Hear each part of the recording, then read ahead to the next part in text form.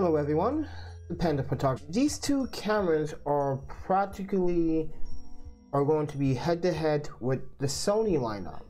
So the S1R is going to be a camera that is going to be, competing with the Sony A9. And the S1 is going to be comparing itself to the A7 III. So it's going to come 60 frames in 4K, but we want to see how well the 4K 60 frames per second is going to look. And this is a joint effort between Sigma, Leica, and Panasonic, by the way, if you've not been aware of that. This is why this L line is coming out, because these three manufacturers got together and decided, yes, create something beautiful and elegant without any hassles or any compromises, but we are going to see how much Sigma has a big part of the element line, because the optical performance on Leicas are just beautiful.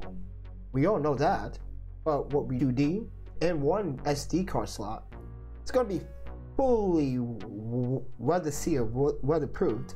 EVF, the finest they will be. I'm pretty sure that Panasonic is going to put a very fine EVF in this L-mount partnership with Leica and Sigma.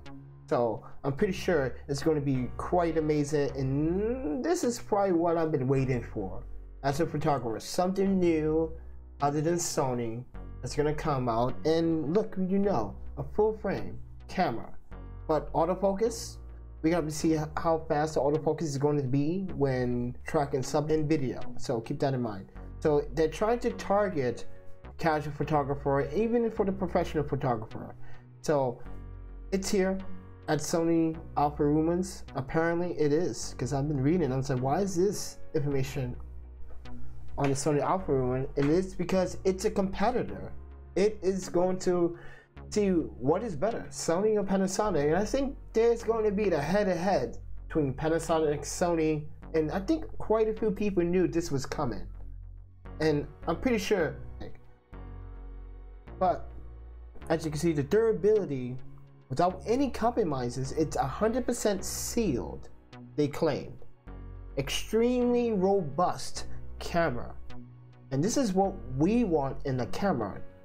You can't argue my gear quite a bit, and I'm not the most careful person sometimes. And I'm going to try to introduce, and Panasonic has 10 they're trying to produce in the first quarter of this, and the next, by 2020, we should see more lenses from Panasonic.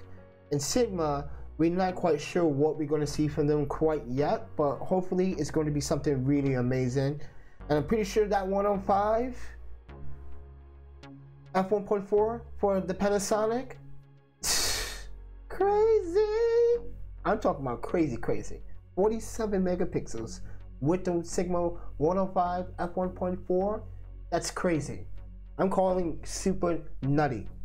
But we only could be very wishful about. But yep, that is the news. That is the topic for today. The Panasonic S1R is intended for studio portrait shooters and for fashion photography. It can also be used for landscapes if you want that dynamic range and get great video still out of it. But I feel that the S1 is target for the casual photographer, the expert, the pro, the videographer, and mine. So these are two bodies that you have options to think about when they release it.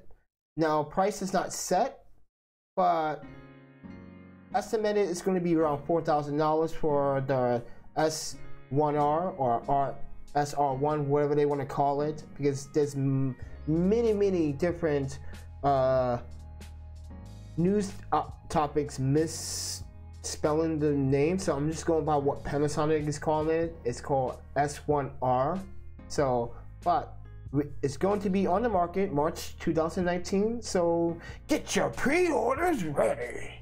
Spend all your Christmas money that you got for Christmas and get it ready, or sell your house or your car.